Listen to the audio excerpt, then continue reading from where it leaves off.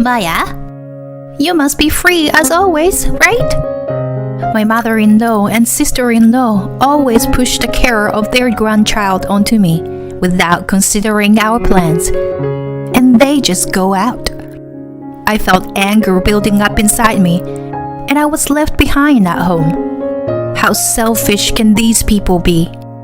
I had plans to meet with a friend for the first time in a while. It's terrible that they look down on me just because I'm a housewife. I have to make sure they never take advantage of me again. My name is Maya.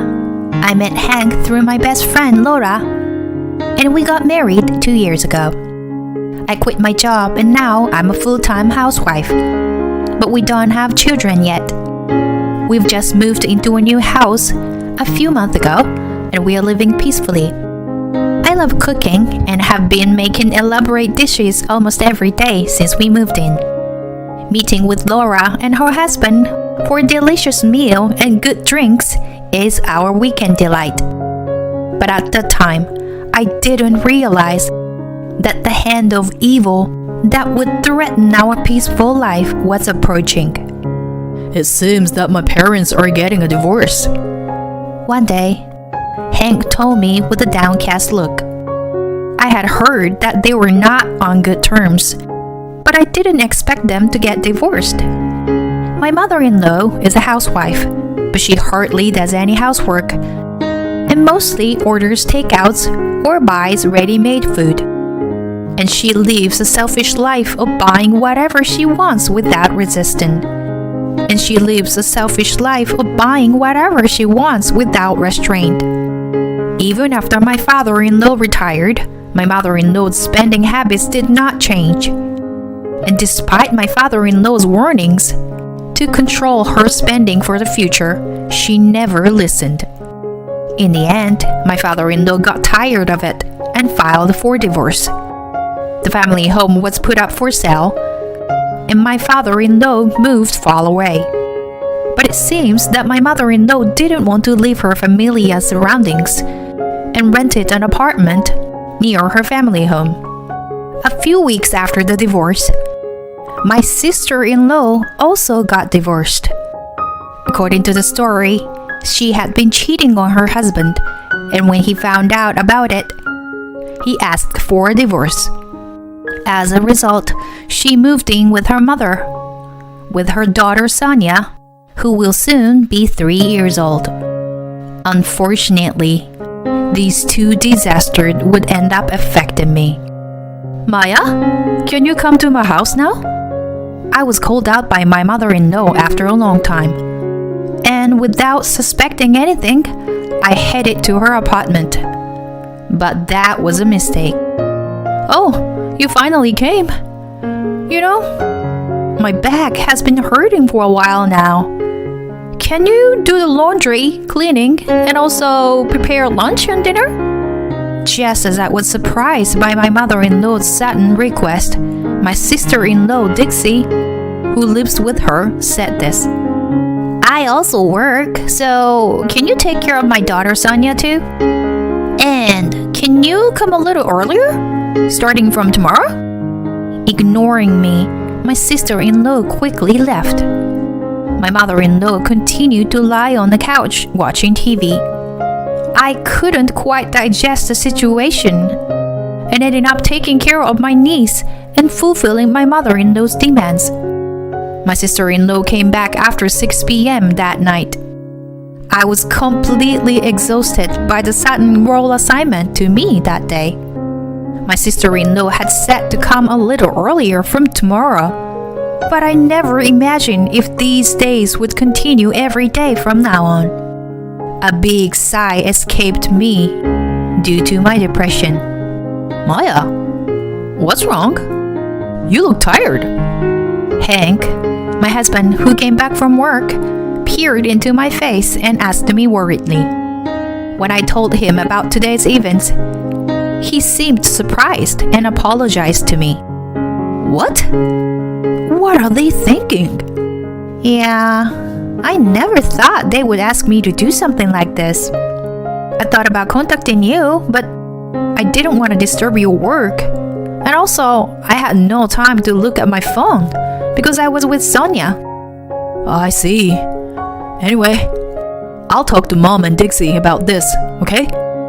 I felt relieved when Hank said that. I thought I could return to my usual life from tomorrow, and my depression quickly lifted. However, when I got out of the bath, Hank's face looked gloomy. I have a bad feeling about this. He noticed me and lowered his head apologetically. I called Mom, but she ended up begging and crying on the phone, and Dixie started to get angry, saying she's struggling with work and raising Sonia. I could guess where this was going. Hank continued. So, Maya, I'm really sorry to ask, but can you take care of Sonia until they find a daycare for her? I could see the fatigue on Hank's face. Seeing him like that, I felt like I had no choice but to help him. I decided to accept the offer. For the next few months, I continued to go to my mother-in-law's house. My sister-in-law would drop Sonia off without a care in the world. And my mother-in-law seemed as healthy as ever, making me wonder if her back was really hurting in the first place. What I hated the most was how they looked down on me as a stay-at-home wife. The only comfort I had was that Sonia had grown attached to me. One day, Hank was invited by the company president to play golf, and we had plans to have dinner with Lola and her husband. I was excited to buy ingredients to cook a nice meal for the weekend with good friends. When I returned home, to my surprise, my mother-in-law, sister-in-law, and Sonia were waiting at the entrance. Hey, Maya. Where have you been? You kept us waiting for so long. My sister-in-law shouted at me as soon as she saw me. What's going on?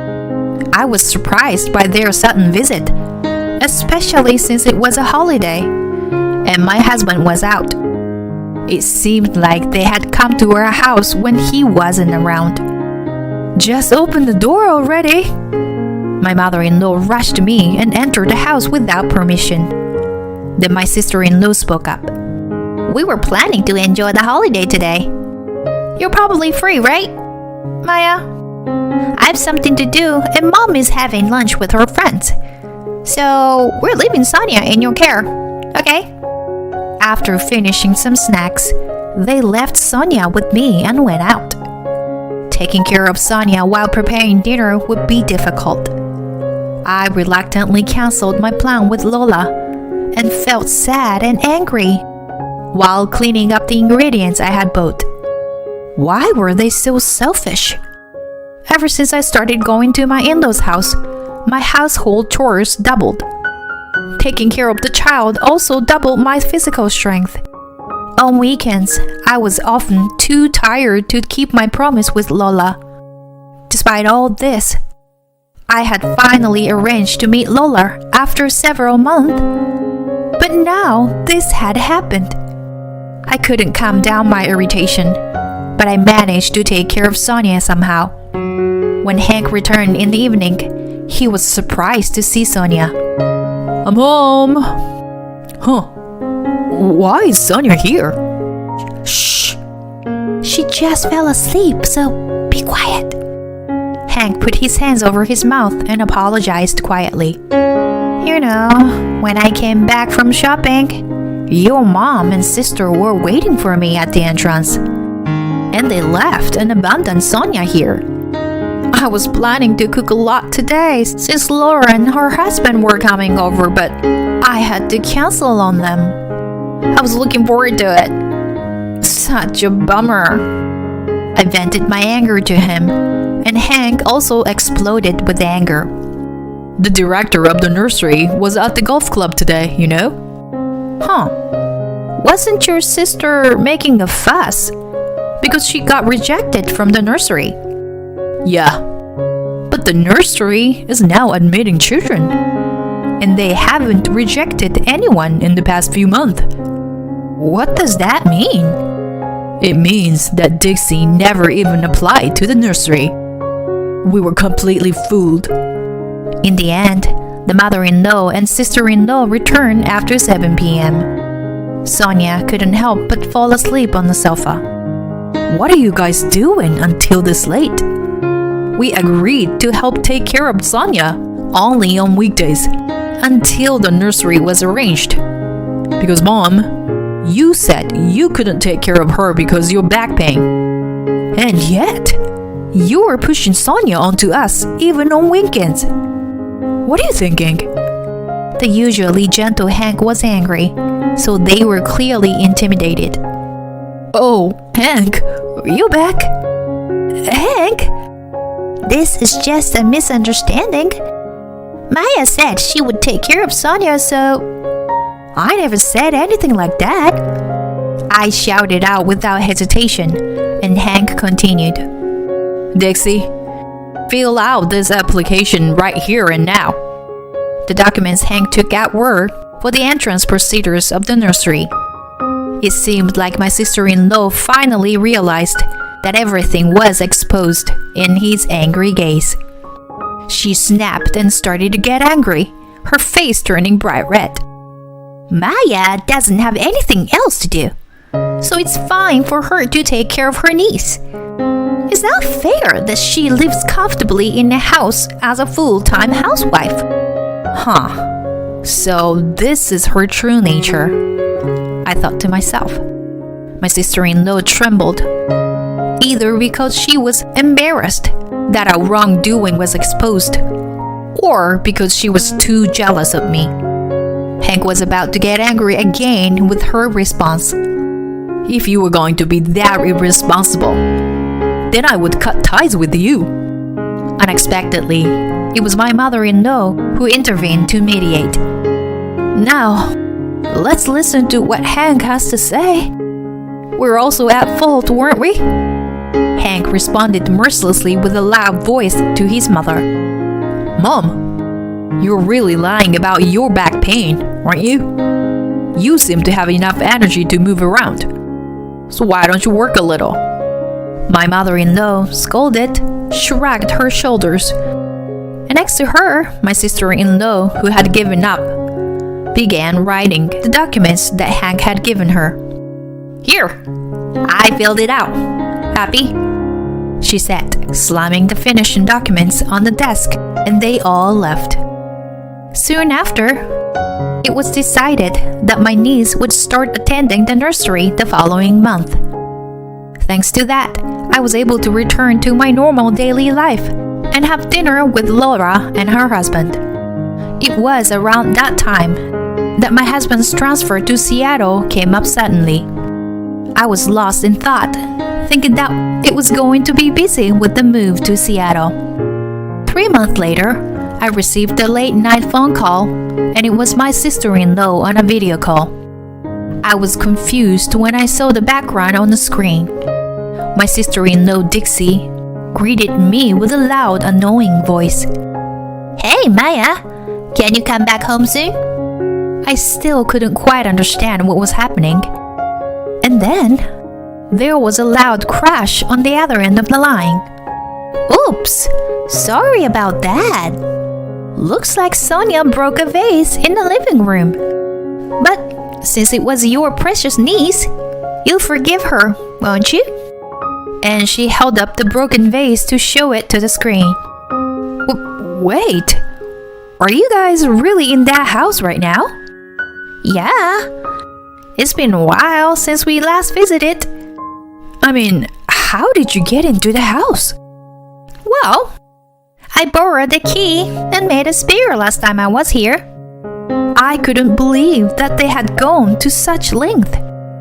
I blamed myself for not realizing that my keys had been stolen. It's been a while since we last visited your house, and it seems like Sonia's getting too excited. Come to think of it, we didn't have this vase before, did we? Oh, is it new? I'm sorry she broke it so soon. As she apologized, it was evident that she didn't feel remorseful at all. Please, leave. Right now. Well, I can't do that. After all, we came here to get some money from you. Money? I exclaimed in surprise at my sister-in-law's words. If Sonia asked you for money, you wouldn't be able to refuse, right? At that moment, Sonia appeared on the screen. I could see my mother-in-law, who was standing next to her, whispering, "Say it as we rehearsed," in a low voice. Auntie Maya, Sonia wants an allowance. Sonia looked at me with tears in her eyes, and she muttered in a barely audible voice. Seeing her like that, my fist trembled with anger. How could they ask a small child for money like this? My sister-in-law provocatively called out to me again. See? This is what Sonia is saying. So please give us some money. By the way, where are you right now? Hurry up and come back. I'm in Seattle. What? Seattle? Yes, so I can't lend you any money. Both my mother-in-law and my sister-in-law burst out laughing at my words. What a joke! That's not funny at all. If you don't want to give us money, how about giving us some of these Louis Vuitton bags you have stored in your closet? As she said that, my sister-in-law showed me the closet. I shouted out immediately, "No! Absolutely do not touch them! Those aren't my stuff!" However, my advice fell on deaf ears as they continued to search for brand-name goods one after another. And if it wasn't yours, then whose was it? You think I'd be fooled by such a lie? No, it's all mine. Huh? Who are you? Standing there was Lola. The truth is, my husband and I had moved to Seattle as planned due to his transfer. We kept it a secret from my in-laws to avoid any complications. During our relocation, Laura's family agreed to live in that house, but the key exchange didn't happen due to the sudden move. I asked Hank to contact Lola and told her to call the police right away. After talking to my husband, Lola told my mother-in-law and sister-in-law the following. "The police will be here soon. We will sue you for illegal entry and property damage." Their faces turned pale instantly. "Maya, what does this mean? You're lying about the police, right?" "No, not lying.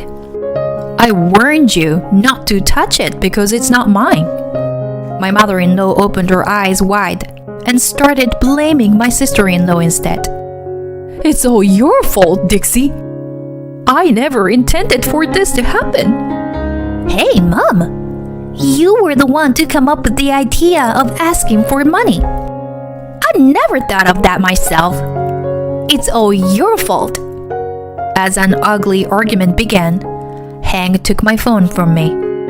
"Enough already. Shame on you both. You shamelessly make a young child beg for money. How could you do something so despicable? I'm cutting ties with you. Got it?" "Wait, Hank, hold on a sec." As my mother-in-law pleaded for mercy, he ignored her and handed me the phone. Then Sonia spoke up, trembling. Auntie Maya, I'm sorry. I don't need allowance. So please don't hate me." Her tearful confession left me with a heavy heart. I could never forgive them for causing such distress to an innocent child. "Sonia, we won't hate you. You don't have to worry about that." I spoke in a gentle voice to comfort her. "What you did is not forgivable. We have no intention of helping you in any way. As Hank said, we'll be cutting ties with you. Goodbye." Afterward, the police arrived and arrested the two of them. Sonia was taken into protective custody and handed over to her father. I plan to visiting her when I return home. My sister-in-law and mother-in-law were left with a large debt due to the compensation they had to pay for their wrongdoing, as well as unpaid rent and credit card bills. After taken in by the police, they both worked tirelessly from morning until night. Meanwhile, Hank's excellent work at the company led to her decision to stay in Seattle permanently. I pursued my passion for cooking and opened a small restaurant. Lola and her husband plan to visit us during the grand opening. I'm looking forward to a new life and reuniting with my best friends.